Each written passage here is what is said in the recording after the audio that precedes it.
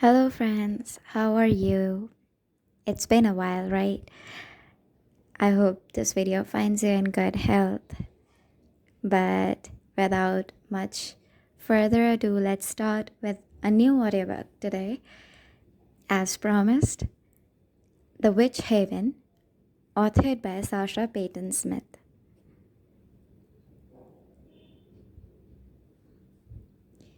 Someone I loved once gave me a box full of darkness.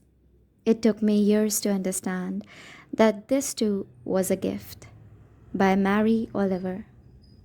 New York, May 1911. The East River smelled distinctly of death. The boy had not begged before, he was thrown into its depths. It was better that way, begging was so undignified. The boy had not said much at all, just the girl's name, only once, right before he sank. It was a simple enough task killing someone. One good clock to the head was all it took. The river, the moon was a perfect crescent, hanging over the city, calm and quiet, cold and indifferent, like nothing in the universe had changed at all. No one in New York City noticed a person in a dark coat walking alone away from the docks. No one in New York City noticed a person dropping a pair of blood-stained gloves in an alleyway. That's simple too, the getting away with it. 42 blocks away, in a tenement slicked with grime, a girl slept soundly for the last time. Across the narrow room, her brother's bed was empty, and somewhere on a street corner in lower Manhattan, under the rumbling of the subway, the frantic buzzing of new electric lights, and the rush of a blood hungry river, the magic began to stir. Chapter 1. New York, September 1911. My mother once told me a girl's success in this world was dependent on how well she could pretend. Right now, I am pretending I don't want to scream. Mr. Hughes is a difficult presence to ignore as he stalks through the shop with all the grace of a drunken lion. He arrived this morning for one of his favorite surprise inspections, but as usual, it's less an inspection of the shop than of the seamstresses who work here. Through stolen glances, the other girls and I take stock of one another's work. Mary ran out of bobbin thread 2 minutes ago. Catherine's tracing pencil snapped just before that. I lose the silent game of chicken. With a resigned sigh, I rise from my desk, knowing the iron needs to be lit if I have any hope of finishing this hem. It's impossible to pretend I don't notice the weight of Mr. Hughes' gaze as his eyes track me down the aisle. Morning. His grin makes my skin crawl. The smile I force feels like defeat. There's nothing he loves more than basking in our gratitude. Never mind that it's the 13 of us here who do all the work and ship the profits off neatly to him at the end of every week. Mr. Hughes often tells us not to do things by halves, to dedicate ourselves fully to all that we do. When it comes to contributing to my misery, he follows his own advice. An unexpected early fall frost fell last night, and the shop is cold. It's difficult to make the delicate stitches Mr. Hughes demands with numb hands. But the last time our supervisor, Mrs. Carey, asked him to increase our coal budget, he laughed in her face. And Mrs. Carey does not have a face that's easy to laugh in. I return to my sewing machine, weaving like a spider around desks of girls, all churning out dresses as quickly as we are able in the cramped space. I do my best not to bump Jess's elbow as she works next to me. The last time I did, I ended up with a straight pin struck between my thumb and pointer finger. She said it was an accident but smiled when I started bleeding. Mr. Hughes lumbers around the dress shop, picking at dummies, running his fingers over fabrics. He stops at my workstation and picks up the stack of pattern pieces I've carefully let out for a velvet coat for a rich widow, my best client. He rifles through them carelessly, as if he has any idea what he is looking at, then places them back on the corner of the desk haphazardly. A piece of the collar flutters to the floor. He pays it no mind. It will take me ages to sort out what he's just done. His next target is Mary. He perches himself on the edge of her desk and asks her to give him a smile. His blonde hair, or what is left of it, has been oiled back and combed over his head. He's drenched himself in cologne today. It coats the back of my throat, acrid and awful. Well done, he finally speaks, apparently having found our partially constructed garments to his liking. How are my girls? The tone of his question implies he expects to find us overjoyed to be in the employment of such a fine man. Fine, thank you, Mr. Hughes. We reply, our voices all an octave too high. He turns to Mrs. Carey to ask about the state of business. With a wave of her wrinkled hand, she diminishes us from sitting at attention. Though our tightly packed desk don't offer us much distance from Mr. Hughes, the reprieve from having to look at the greased trap of a man with reverence is a relief. At least when I'm driven to eating nothing but a crusty heel of bread for dinner, I don't have to pretend to be happy about it. At least when I miss William so badly, I fear my chest will crack open with the pain of it. I'm not forced to wear a smile on my face. I busy myself constructing the midnight blue velvet coat, and with the soft feel of the cloth under my hands, I remind myself, as I do 10,000 times a day, how lucky I am to have this position. Mr. Hughes visits and all. I could be like my mother, exiled to that horrible hospital on Long Island, her mind irreparably fractured by William's death. Or like my school friend Rosie, working in that factory by the river, inhaling sludge, on her feet for 12 hours a day, pouting and putting the same button on the same shirt ad infinitum.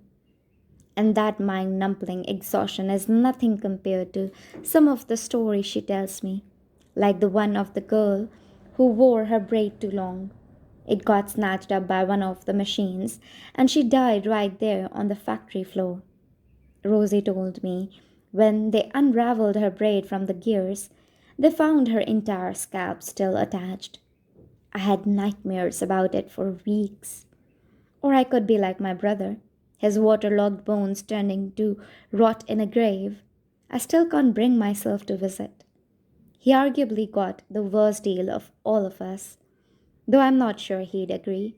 It is a shame he's not here to ask.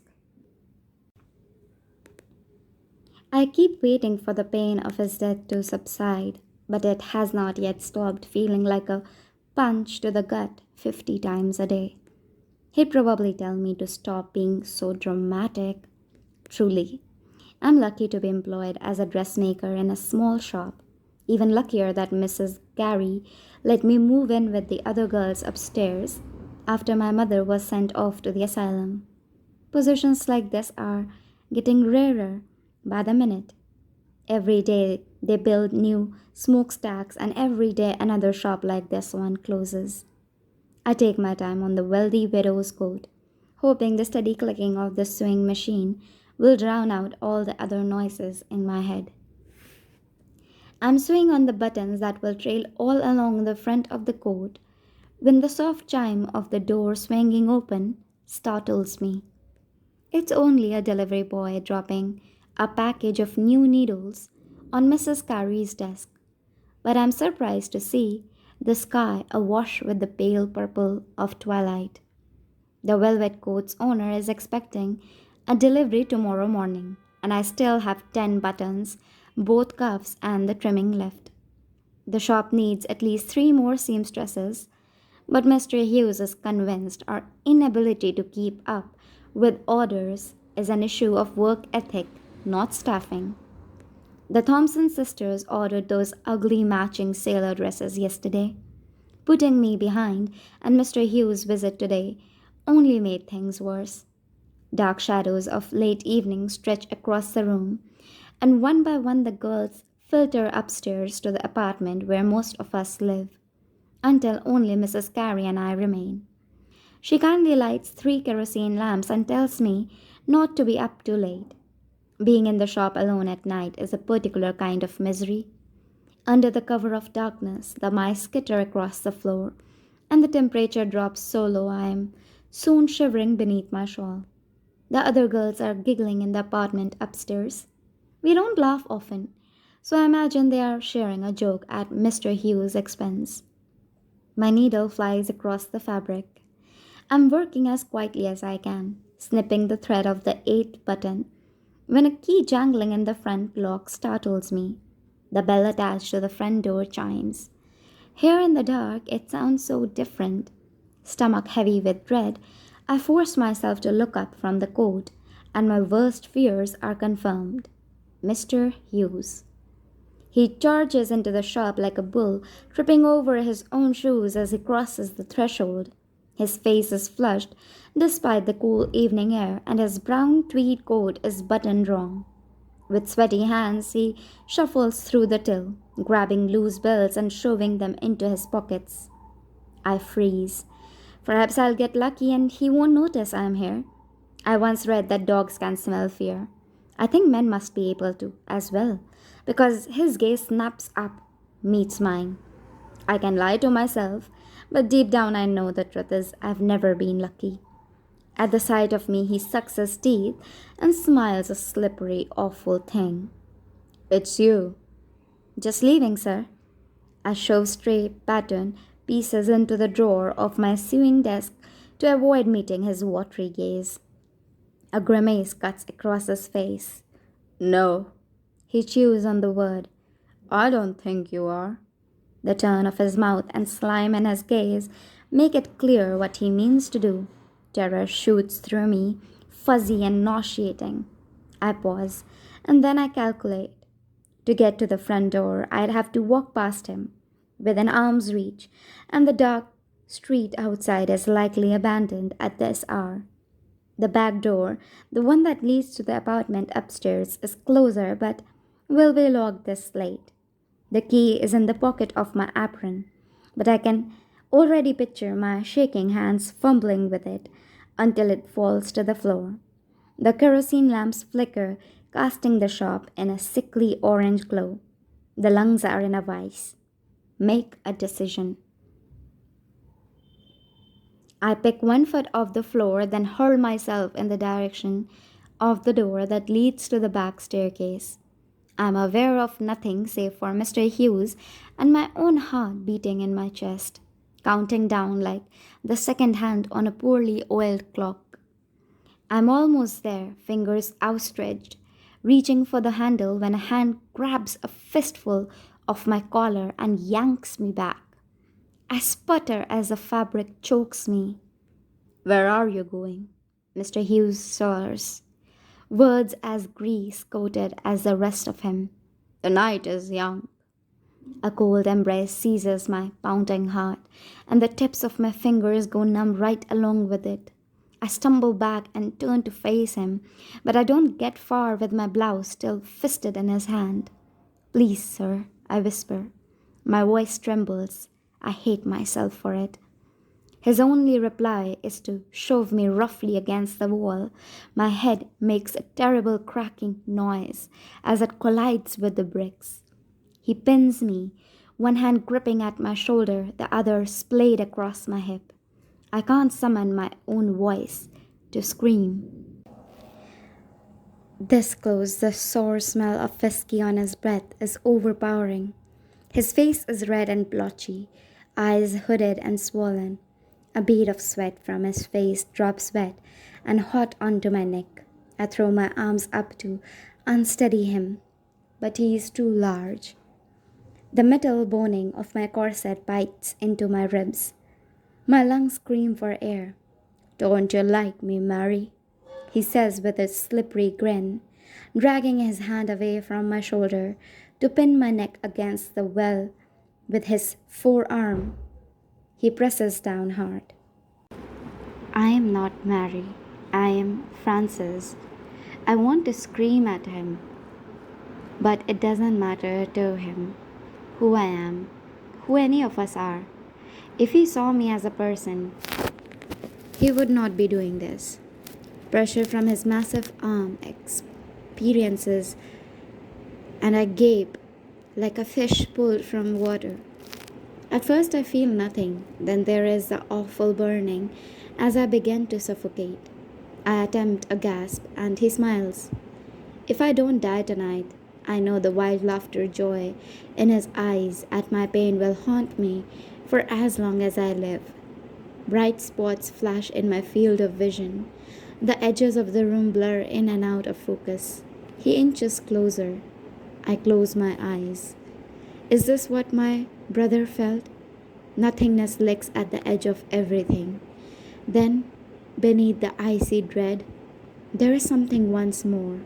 A thrumming starts in my stomach, blooming down my fingers. A thought slips through the haze of panic, like morning sun dispelling fog on a harbor. Death is warmer than I thought it would be. The feeling consumes me, illuminates all the shadowy parts of my being, until there is nothing left but it and me. I choke in a shallow breath. All I'm able with his arm crushed against my windpipe. I am not afraid. I refuse to be afraid. A low whistling, the sound of an object flying through the air, snaps me out of my trance. With my eyes still shut, I hear a squelching thump and flinch as warm liquid splashes my face. Free from the weight of his forearm, I leave in a desperate gasp. The relief is immediate. My eyes shoot open just in time to see Mr. Hughes tumble to the floor with a mighty thud, my sewing shears buried almost to the hilt in the meaty left side of his neck. Wine-red blood spills from the wound, blooms across his white shirt and drips down into the seams of the worn wood floors. He makes a gurgling noise, spasms, then goes completely still. Where there was once a person, there is now only a body with my swing shears buried 5 inches deep in its neck. But the door is firmly closed, the window is latched, there is no mystery savior, only me and the body and the shears. A cold certainty fills me. I did this. Somehow I did this. My mind goes dark, my knees goes weak. The last thing I think before falling to the floor is, please God, don't let me land in his blood. Again, luck abandons me. I come to moments later, hands and arms sticky and red. Mr. Hughes lies beside me, his beady eyes still open, his face arranged in an almost comical expression of shock. The blood has seeped into the sleeve of my blouse, marring the white with a gash of rusty red. Silver moonlight streams in through the windows, illuminating Mr. Hughes' waxy hand, lying inches from mine. I lie on the floor for a moment, prying my eyes from Mr. Hughes' lifeless form to the ceiling. The apartment above is still. The encounter with Mr. Hughes has apparently not woken the others. But why would it have? The screaming existed only within my own head. My vocal cords, paralyzed by fear or crushed by Mr. Hughes, managed only the rasping beginnings of a cry. I swallow down a sob.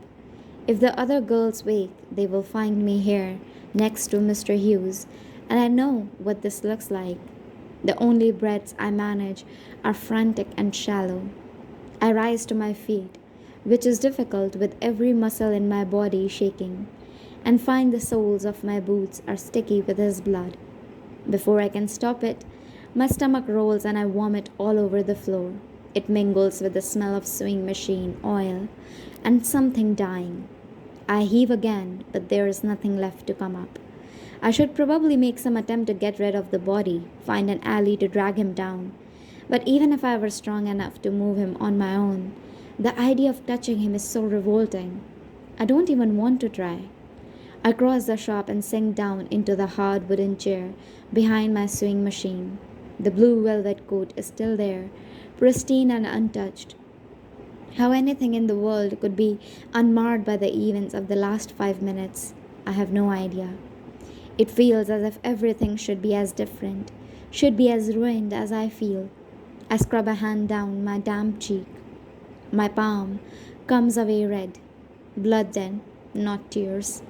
Staring down at the coat, I make a plan, one step at a time. Francis, my brother's voice echoes in my head. Step 1. I will finish the coat. If it is incomplete in the morning, I will be fired, and everyone will know that something forced me to stop working. The body in the middle of the floor will make it fairly clear what that something was. Step 2. I will hide my blood-stained clothes and dispose of them in the morning. I can easily throw them away while out on delivery. Step 3. I will never tell anyone. I will never think of this ever again. I reach to the right side of my finger where my shears usually lie, but my fingers brush only empty space. Oh, of course. I steal Jess's instead.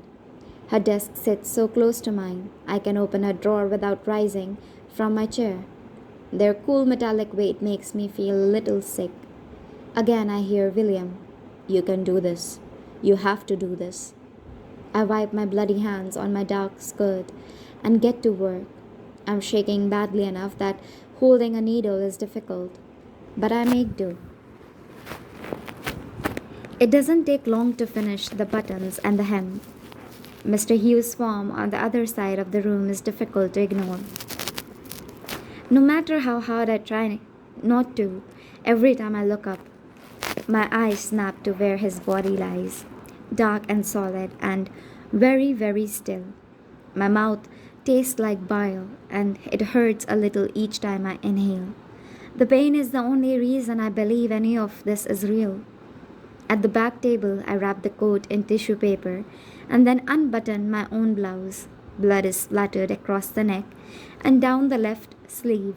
I have no chance of removing the stain on laundry day without the other girl seeing. So I fold it carefully and slip it into the box with the coat.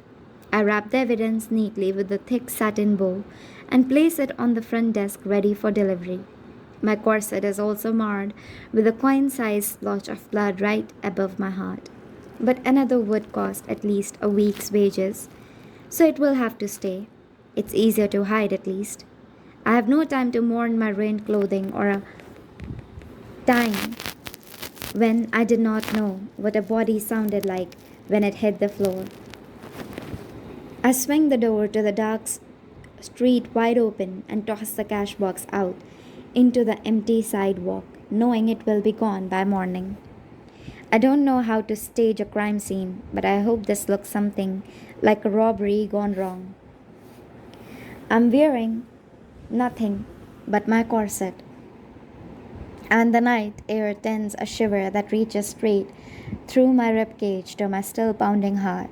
Mr. Hughes' body is splayed out near the base of the staircase. I close my eyes, grit my teeth, and summon a final act of determination to step over it. If I were a braver person with a stronger stomach and steady hands, I would remove the shears from his neck. But I am not. I reach into the pocket of my apron, pull out the key, and unlock the door. It does not open all the way, what with Mr. Hughes' torso in the way, but I pry it open wide enough to shimmy through the gap. One step up the staircase, I turn for a last glance at his glassy open eyes. The same eyes that roved over me so often in life are now unseen. Good riddance. My breathing is jagged, still too shallow and fast as I walk up the narrow staircase to our dark apartment.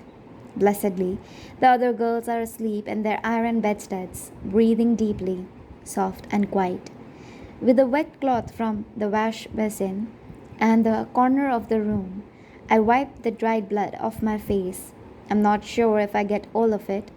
The cloth keeps coming away from my face red, but I can't stand to look at it anymore.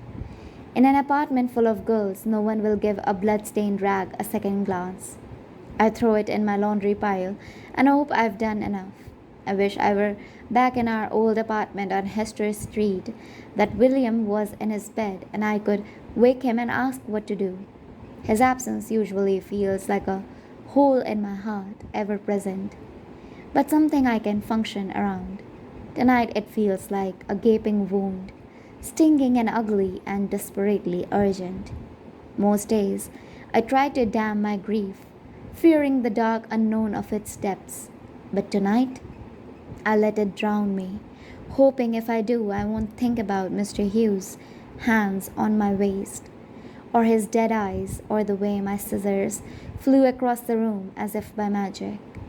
I sink and sink and sink into nothing but blackness. I do not dream, and for that I am grateful. Chapter 2. Chattering voices wake me, and for a single blissful moment, I don't remember the previous night's events, but I swallow and it burns in my throat, and the images of Mr. Hughes pinning me against the wall come flooding back like a faucet of toxic sludge I can't turn off. I catch only parts of the girl's conversation. Scissors, dead, thank goodness. There is nothing I want less than to leave my warm bed, but until I'm hauled off to jail for murder, I need to remain employed if I don't wish to starve to death. My brother's voice rings in my head. Chin up, sis. It's going to be all right.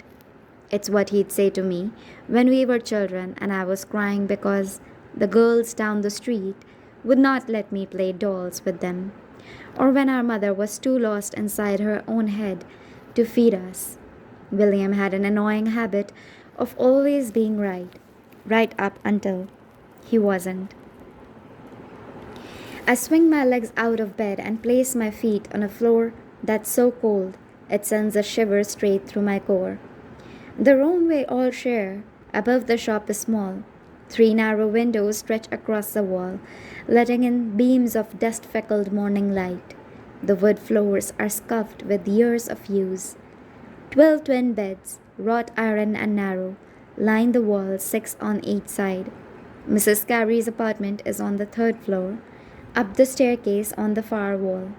It's Jess who greets me first. "Oh, Francis, thank God you're up. Mrs. Carey is downstairs with the police. Mr. Hughes is dead." A feint, a gasp, and tug my nightdress up higher over my bruised throat. "What happened?" It hurts to speak. "We don't know yet," Mary answers from across the room, where she sits twisting up her dark hair. "All we know is that the police came up this morning and fetched Mrs. Carey. I can't believe you slept through it." None of us waste time pretending to be sad for Mr. Hughes. Although never openly discussed, all of us suspected what he was. As if summoned by the act of her name being spoken aloud, Mrs. Carey burst into the room, a police officer at her heels. "Is this the way young ladies look after 8 a.m.?" she scolds us. "No, Mrs. Carey," we say in unison, throwing on dressing gowns and coats for some semblance of modesty in front of the officer. In both hands he holds our scissors. They cling together with each step. Mary's hang off his pinky with their copper-colored blades, the long, slank, and large bolt-marked jesses. The ones with the coil of cobalt blue thread around the thumbnail, mine, are missing. He stops in the middle of the room, bends down, and fans them out across the wood. "Ladies, if you would be so kind as to identify your shears for me." One by one, each girl approaches the pile of scissors.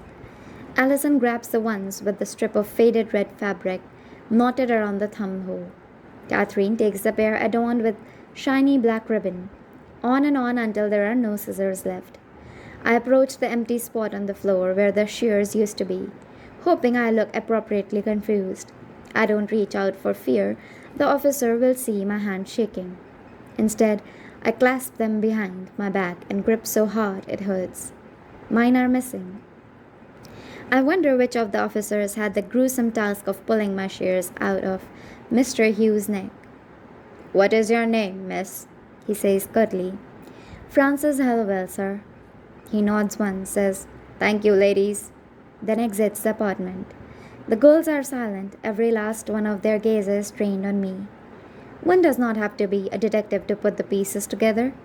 I worked late last night. Mr. Hughes is dead. My shears are the only ones missing. I feel unbearably, hopelessly backed into a corner. I could run away, but I have no money and nowhere to go. I could confess, but there is no way they would believe the truth of what really happened. I was there, and I hardly believe it myself. All I see before me is a path lined with reporters, lawyers, investigators, and prison. The case will be a tabloid sensation, as murders involving young women always are. I can see the headlines now: seamstress or killing machine, or perhaps Francis Hallow Hell inside the mind of evil. Mrs. Carey turns up her nose and trots across the room, her boots clicking against the wood floors. Miss Hallowell, a word. Her back is to me as she says it, which makes it worse somehow. Mrs. Carey's apartment is an extension of her physical appearance, all propriety and cleanliness. I've only been up here once or twice before, despite living just one floor below her for the better part of a year. She gestures to a pair of leather chairs placed facing a pot-bellied stove in the back of the room. I pad across her threadbare rug and take a seat, positioning myself just on the edge of the chair, as if I could get up and run at any moment. Miss Hallowell, Mrs. Carey begins, I wanted to speak to you before the police have the opportunity to question you. The thought of police questioning fills me with a panic I swallow down. She takes my silence as an invitation to continue. Did everything look ordinary when you left the shop last night? She asks. I imagine the scene. Mrs. Carey stepping downstairs this morning, finding Mr. Hughes on his back, the wound in his neck dark with coagulated blood, his eyes staring at the ceiling, my vomit on the floor.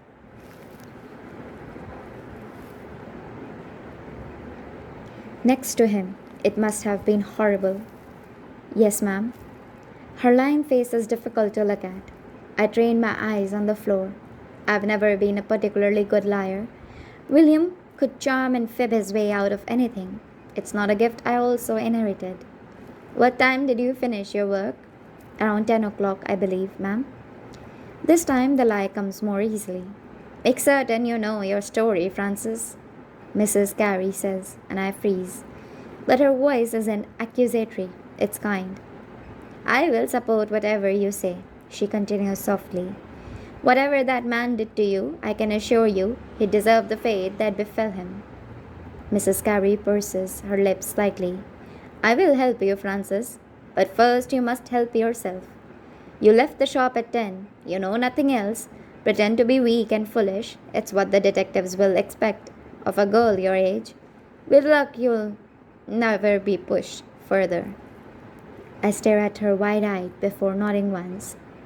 From behind her chair, she pulls the delivery box I left downstairs last night. For Mrs. Arnor, yes?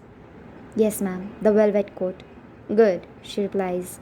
Do your delivery, take the back staircase. Try your best not to let them see. Make yourself scarce today. It's for the best.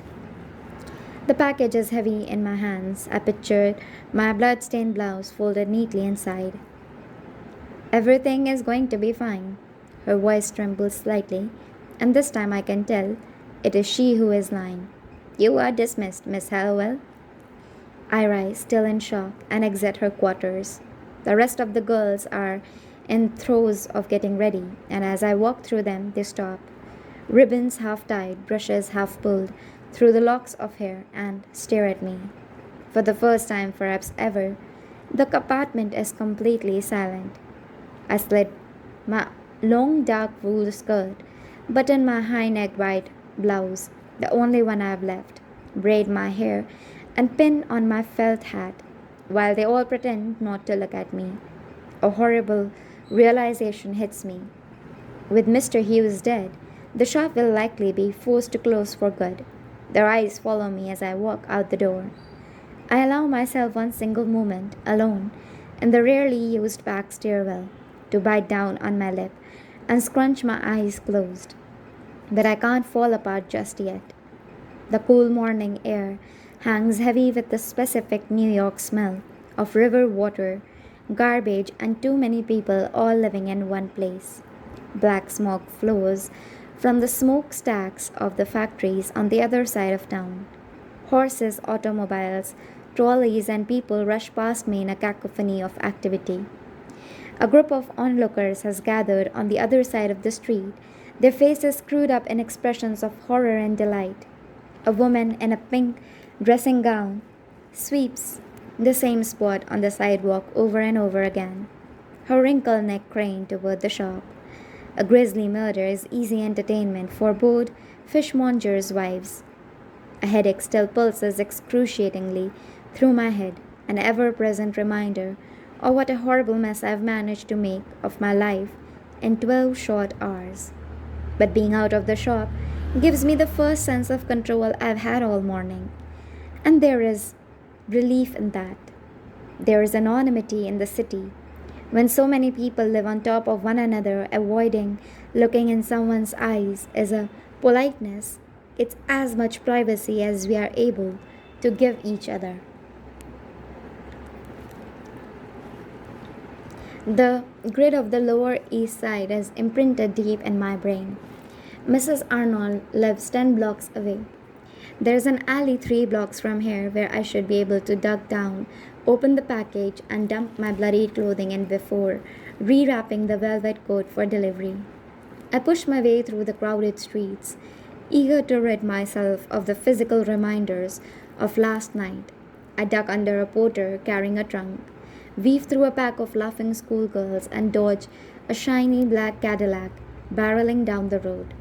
I'm almost to the alley of a red brick townhouse, ready to make a sharp turn when a body slams into mine, snapping me out of my daze. I stop short when I see the face of the offender. Oliver? I gasp. The sight of him sends a zip of nerves through me. Francis Hallowell. He sounds genuinely delighted. He is taller than the last time I saw him. It looks like he has grown at least an inch in only 4 months. He has a boyish sort of face, despite being 19 already. If I squint, I can picture him as the 13-year-old he once was, bounding up our stoop with a baseball in his hand, a mischievous smile cracking his dimpled cheeks.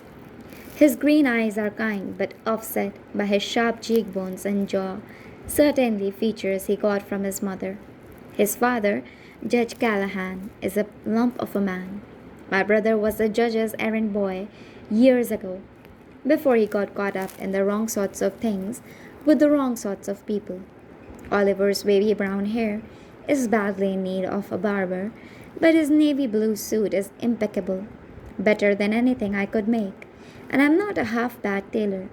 The chain of a pocket watch strung from his breast pocket glints golden in the morning sun. Seeing him feels something like walking into my old apartment on Hester Street. What was once warm and familiar now only makes me feel a deep, bruising ache of loss. He seems to be examining my appearance as well. The dark circles under my eyes, the moth-bitten hat placed upon my poorly braided hair, my dingy shopgirl outfit, as commuters flow through us as if we are rocks in a stream. His eyebrows knit together. "You look, well," he says.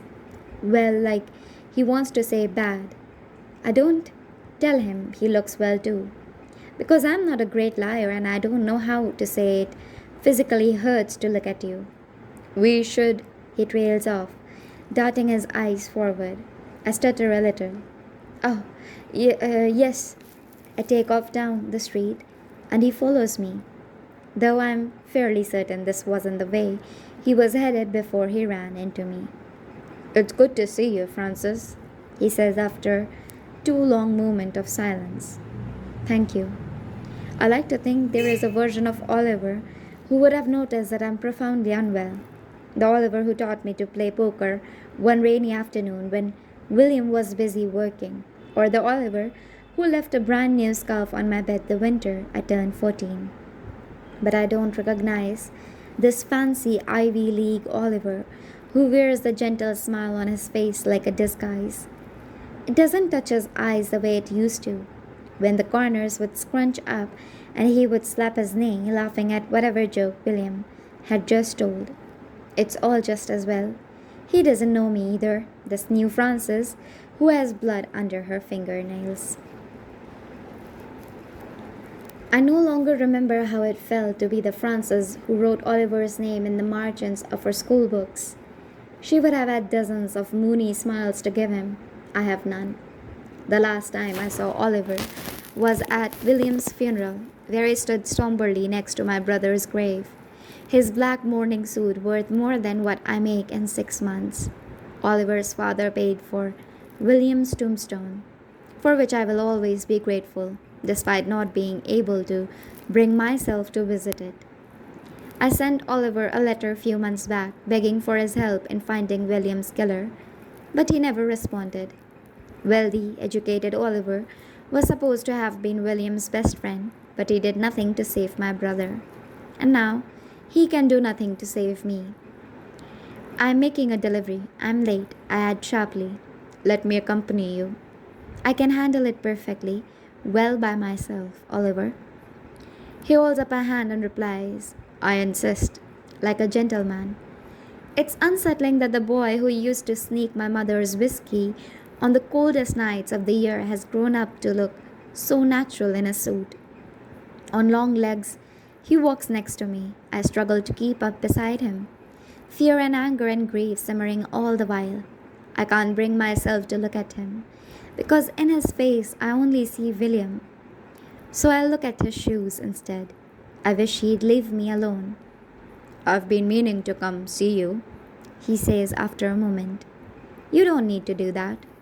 Do what? Lie to me. I'm not lying, Francis. It's been difficult. I cut him off. His buttoned up facade is too perfect. I want to poke at it. It's been 4 months, Oliver. You don't have to pretend you still care. He is visibly wounded, his sculpted face crumpling. How could you think I don't care? I loved William like he was my own brother.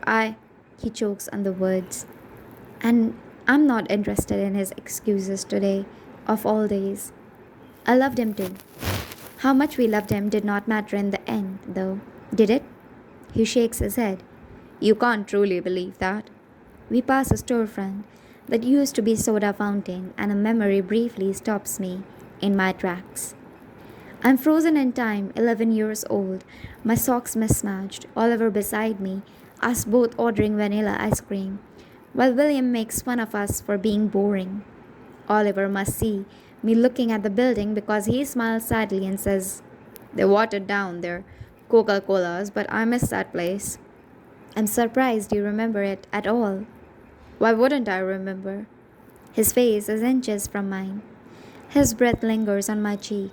My heart races as habit forces me to lean into him.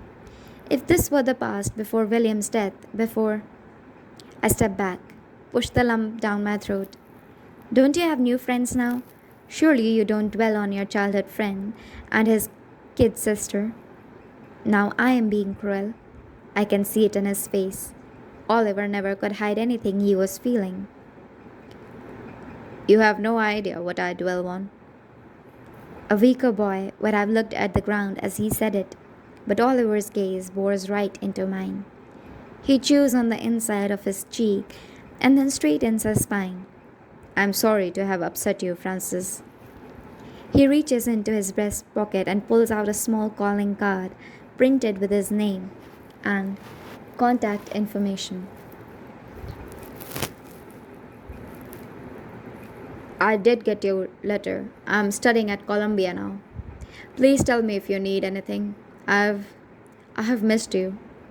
He has the audacity to smile, that strange hollow smile again. He reaches out for the briefest moment like he means to touch me, but I recoil. I don't take the card. I ignore the screaming part of me that wants to collapse in his arms and tell him everything, but I am 4 months older than the girl he once knew, and I now know how dangerous it is to love things. I'd best be going, Oliver. I pick up the pace of my steps, disappearing into the crowd, leaving him standing in silence on the busy street corners. His eyes burn into the back of my skull, but I won't turn around. I can't. I can't think about how, after all these years, Oliver Callahan still makes me nauseous. Nor can I think about the strange way he said he missed me or the serious line of his mouth. I can't give in to the hurt of the things he makes me remember and the things he makes me want. I have a job to do. After looping around the block, I dug down a narrow alley between a department store and a greengrocer. No one will notice a bloodied blouse thrown among the pallets, factory scraps, or rotting food. With quick fingers and only rats for company, I untie the ribbon and slide my blouse out, tossing it in a pile of grease covered rats. I stare at it for a moment, wishing I felt some level of relief in being rid of it, but instead I feel annoyance. The bee ruined my favorite blouse. I don't look back. I just slip out in the chaos of the streets, another faceless girl. 7 blocks later, Mrs. Arnold's butler answers the door to her brownstone. I'm invited into a parlor so clean, I feel guilty sinking my boots into the carpet. The room is cloaked in forest green, filled with spindly furniture, golden mirrors, and rugs so lush it looks as if no one has ever set foot on them. A girl close to my age silently scrubs an already gleaming fireplace. I offer her a sad smile that she doesn't remember. Maybe she can sense that there is something fundamentally wrong with me now. Perhaps after what I have done, I have a look about me that wants others to stay away. I chew on the inside of my cheek, trying to think of anything but the way my scissors flew across the room last night. What if I'm imagining things? I wouldn't be the first Hallowell to lose their grip on reality. I hate that I can't make myself feel normal, that it feels like something is crawling inside me.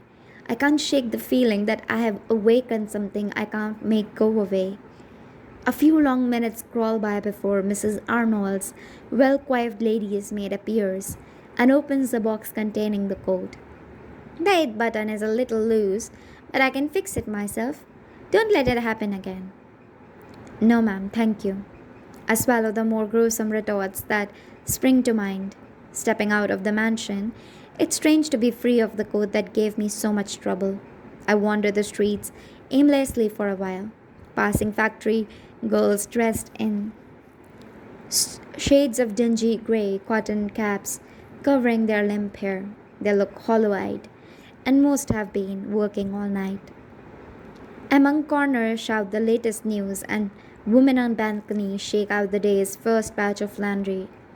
The predictable chaos gives me some semblance of comfort.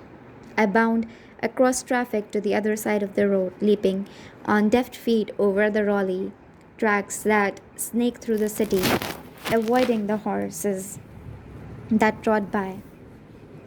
If I had money, if I loved my brother less, I could use this opportunity to walk to Grand Central, board a train bound for the west, and never return. I saw a photograph once of San Francisco, and I always imagined I'd like it there. It looked like a place one could breathe. There is never any place to breathe in this city. But what little money I make each week, board a train bound for the west, and never return. I saw a photograph once of San Francisco, and I always imagined I'd like it there. It looked like a place one could breathe. There's never any place to breathe in this city. But what little money I make each week goes almost entirely to my room and board. In the cigar box currently resting under my bed, I have exactly $2.62. It might get me west of the Mississippi, but much farther would be impossible. I'm not sure I'd even know how to live anywhere that isn't here. I could stay in New York. I could run uptown, maybe Harlem. But I'd live in fear. If the police ever found me, And I'm sure they would. My fleeing and hiding would only be evidence of my guilt, which means I have nothing, nowhere to hide, nowhere to run. Girls born into tenements on the Lower East Side don't have the privilege of being dreamers. I've never had romantic notions about what my life would be. I did not imagine it being behind the bars of a jail cell. But there are worse things than prison. Living in constant fear of the other shoe dropping would be worse. Or maybe I'll finally get lucky. Maybe I'll convince the police of my innocence. My only choice is to return to the shop and face what happened. But the surety doesn't keep me from being terrified. I steel myself and turn down Delancey Street. Chapter 3. The sidewalk outside the shop is still swarming with police. The brass buttons on their blue uniforms polished bright. My steps slow as I approach, and I attempt to arrange my face into an expression of innocence. I fear it only makes me look more suspicious. Good afternoon, officer. I nod to a mustached man. He's shorter than me, which is to say very short. His shoes are impeccably clean. I picture his wife shining them for him before he left for work this morning. The imagined scene almost makes me feel guilty for the lies I'm about to tell him. I'm surprised I don't recognize him. I know most of the officers at the local police station well by now. I've spent every Sunday sitting in their waiting room, picking at my cuticles until they bleed, waiting to speak to an officer about William's case. Our conversations are always the same, a well-rehearsed theater. No, there aren't any leads, they tell me. Next comes my line. Is there anything I can do to help? They always smile and tell me no. It fills me with a rage so strong, it fuels me for the rest of the week until I appear again the next Sunday and the anger is renewed. I enter the shop at the officer's heels. Mrs. Carey and the girls must be upstairs. The police are still busy documenting evidence and speaking to one another in hushed tones. They brush for fingerprints I know will be mine and track blood splatters on the wall, but I'd be surprised if they came to the conclusion of flying scissors.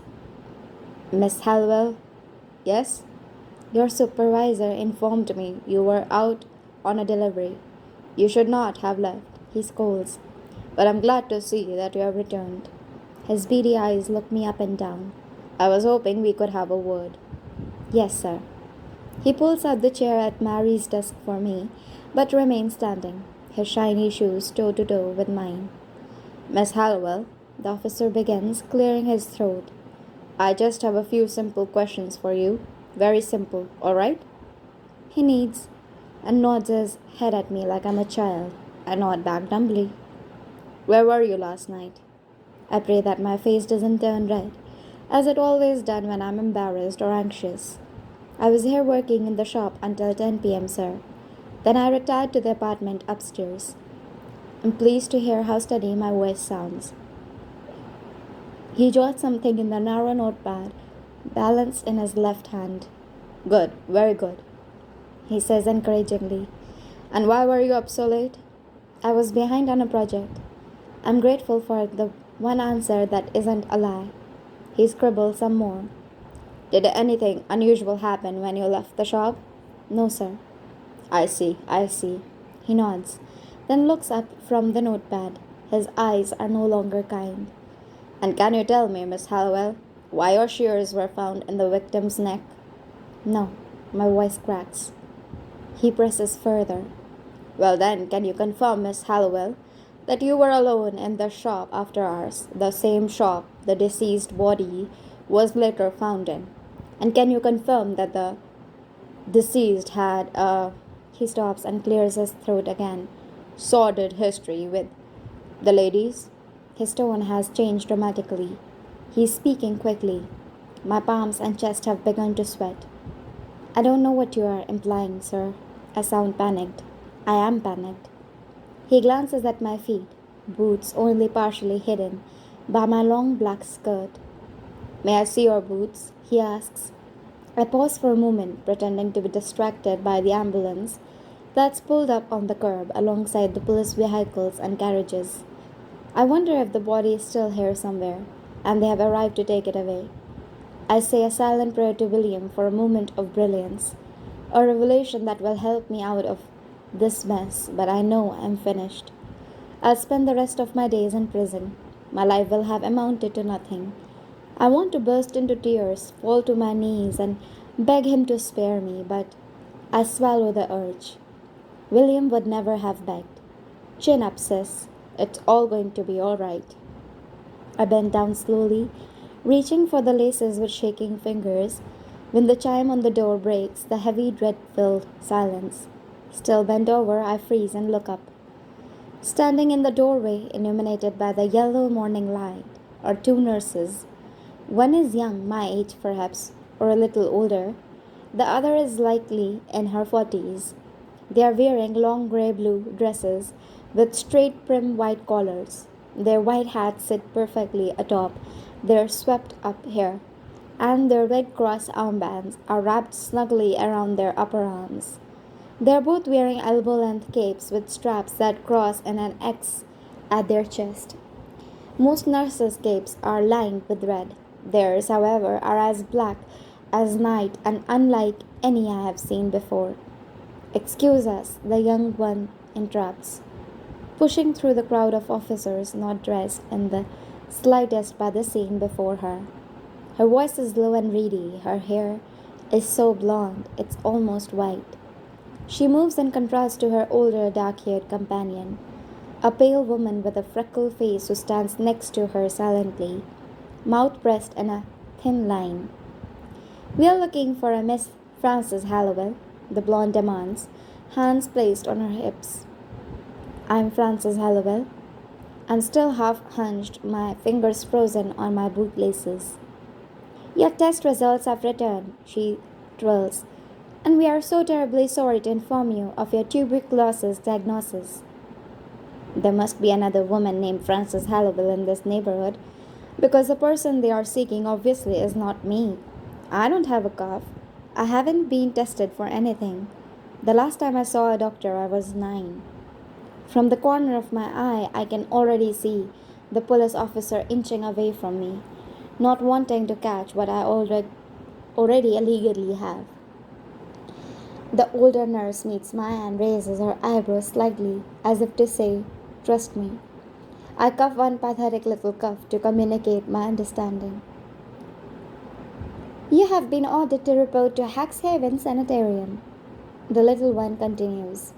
"This is for the safety of yourself and others. We have an ambulance waiting outside to take you now." "Miss Hallowell is a suspect in an ongoing investigation," the officer finally pipes up from behind me.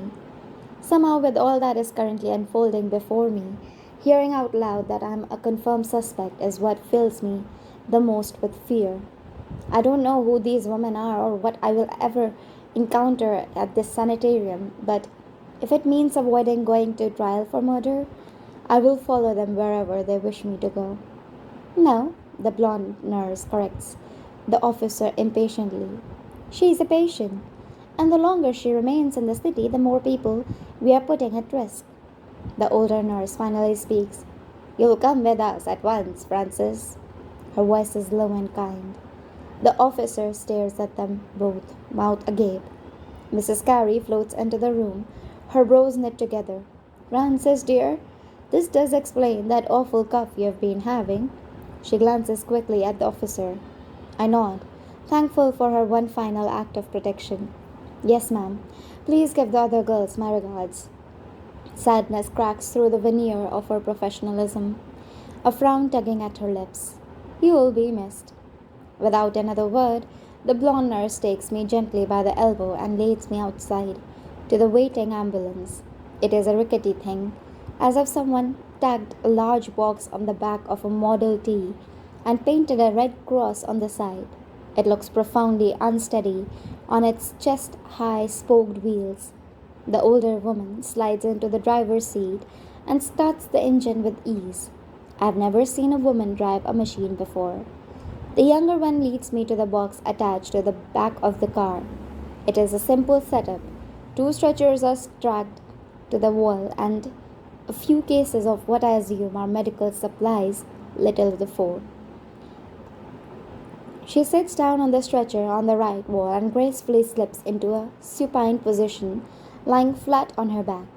She notices me eyeing her. "Oh, this," she says. "It's much more comfortable this way. We have got a long drive ahead of us." She gestures with a slender hand to the wall opposite her. "Take a seat." I step into the back of the ambulance. The roof is so low, I have to keep hunched to avoid hitting my head. For a moment, I consider telling the strange nurse she's got the wrong girl, but I can't bear to be sent back into the shop. I'm less brave than I hoped I would be. "Aren't you going to lie down?" the blonde asked me. "I'd rather sit, if that's all right. Lying down would make me feel more vulnerable than I already do." "Suit yourself." She closes her eyes and crosses her thin arms over her chest. Her black cape falls around her. She looks like Dracula in his tomb. The Model T lurches forward right as another police officer steps out onto the street. "You're still needed for questioning," he calls. "You're a suspect in an ongoing investigation." The wheels kick up dust in his red face, and his protests are swallowed by the noise of the engine. I may have just gotten away with murder. The back of the ambulance is open, and soon the shop, the police, and the 15 blocks containing everything I've ever known shrink away into the horizon. It's my first time riding in an automobile. "Where are we?" asked the young woman lying across from me. I've never been as relaxed anywhere as she manages to be in the back of an ambulance bolting through the city. "Hex Heaven, we said that part, right?" she replies breezily, her eyes still closed. "And Hex Heaven is a sanitarium for the tuberculosis patients?" "It will all make sense when you get there," she replies with a yawn. "Now, shh, I'm trying to take a nap." I knock my head against the wall as I lean back in frustration. "Will you tell me your name at least?" I beseech her. "I'm Maxine. That's Helen up front." She sounds bored at best. "I am Frances," I reply out of habit. "Oh, honey, we know," she replies. "Now, shh." "Do you?" I want to ask. But I know when questions are unwelcome, so I chew at my nails instead. We race through the maze of towering concrete and masses of people. Maxine remains motionless on the other side of the car, apparently deep in sleep, though I don't know how, with the deafening roar of the engine and the pitching of the wheels over the uneven road. Helen deftly maneuvers between pedestrians and horses as we sneak through the chaos of lower Manhattan. Just when I'm sure we are about to be mowed down by a trolley, she turns, and we are bouncing down another cobblestone street. Finally, we reach the Williamsburg Bridge, and I can't help but shut my eyes and clench my jaw as we race over the polluted river. Though I know William's body is resting in a pile of dirt in a graveyard not far from here, the dark water still makes me feel sick. Brooklyn is quieter than Manhattan. The laundry hanging out of brownstone windows wave like flags, a silent farewell parade to my old life. I'm overtaken with an ache of sadness so deep it penetrates my bones. One question plays in my head. What have I done? What have I done? What have I done? Still we drive. Queens is even quieter, cloaked in trees withering with the cool of early fall, large houses with privacy shrubs dot with wide streets. We go on for what must be nearly an hour. Nerves keep me propped up rigidly, except for my foot, which I can't stop from bouncing. If Mrs. Carey were here, she'd smack me with a ruler to stop, but she's not. The drive leaves too much time alone with my thoughts. Perhaps I've lost my grip on reality, like my mother did after William died. My mother had never been the portrait of maternal love and care, but something irreparably inside her soul snapped the day they found William's body washed up on the shore. She sat perfectly still for 3 days in an armchair by our single window. I brushed out her matted hair, but I could not make her eat. Rumors regarding my mother's state burned through our apartment like building like kerosene set alight by an errant match, quick and hot. Mr. Ferrano upstairs wanted our apartment so his grandchildren could live below him. He wrote the authorities about my mother, said she wasn't fit to care for herself. Then I missed a rent payment and we were well and truly done for. From our landlord there were no forgiveness, no understanding. To him there were only those who could pay and those who could not. We could not. They dragged my mother off to the asylum in the middle of the afternoon. She did not scream at all when they took her, but I did. Finally, the ambulance begins to slow. We creep down residential streets speckled with mansions and browning gardens. To our left, there is a park, looming as large as Central Park, but twice as dark and 3 times as overgrown, more forest than anything. It seems dimmer somehow, as if the skies this far from Manhattan are a different shade of blue. We make one final turn down a driveway all but hidden by a canopy of live oak trees. At the bottom of the drive there is an iron gate at least 8 feet high. The rest of the property, which looks to be nearly the size of a city block, is surrounded by a stone wall just as tall. The wall is old, not crumbling, but old as if it sprung up from the earth itself. Stuck in the ground at the base of the wall is a sign. It's hanging lopsided on its frame, supported by a single sad chain. The white paint is chipping, revealing layer upon layer of flaking grime. In faded black are the words, Hack's Haven Sanitarium. Turn back for the safety of yourself and others. An ivy plant is choking the sign, doing its very best to pull it back down to the purple thistle-covered earth. Helen steps out of the ambulance, but the machine's still rumbling. She pulls a brass key the size of her palm from the pocket of her apron and undoes the padlock on the gate. It's a little rude, really. If the great state of New York is going to commit me to an asylum, they could have sent me to the same one as my mother. It's too late to protest now, so I sit in silence as Helen renters the driver's seat and takes us up a narrow drive. The gate shuts behind us with a clank. When I glance back, the lock is latched once more. Then, from behind the cover of branches, an imposing building comes into view. Like the sign, this place has seen better days.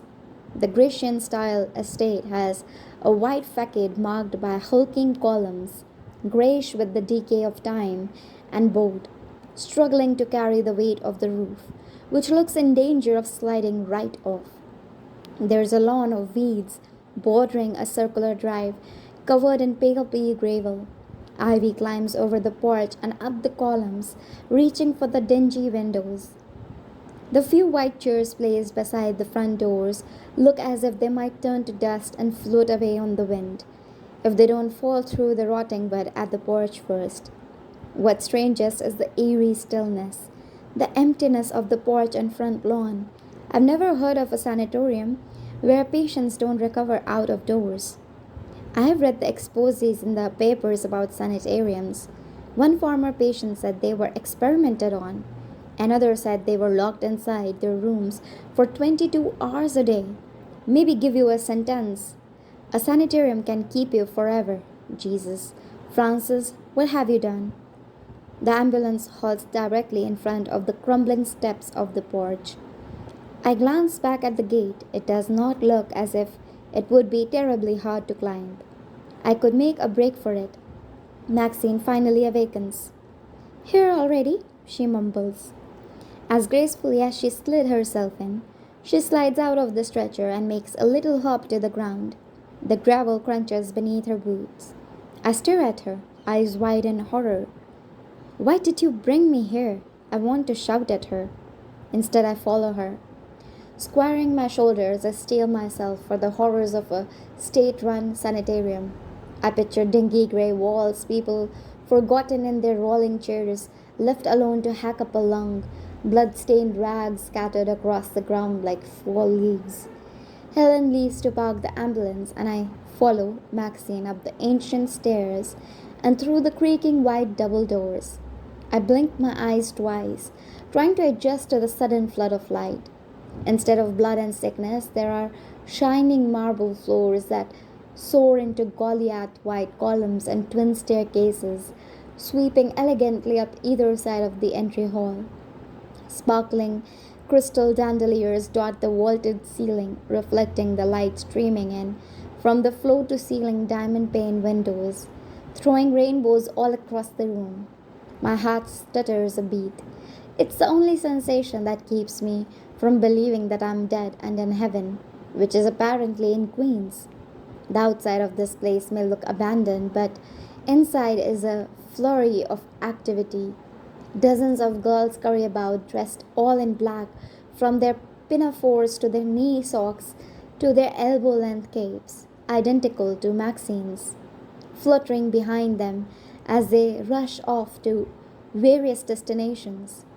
Maxine's mouth hitches in a half smile.